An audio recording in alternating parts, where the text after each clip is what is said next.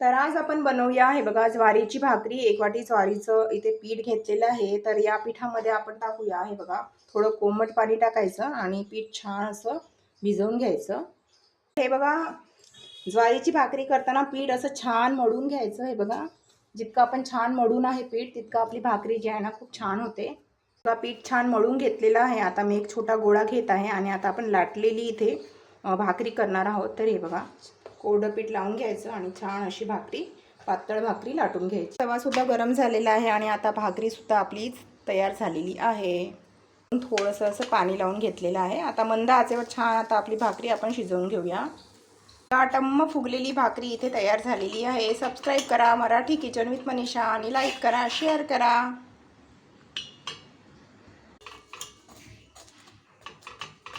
हे बघा छान अशी पौष्टिक भाकरी इथे तयार झालेली आहे.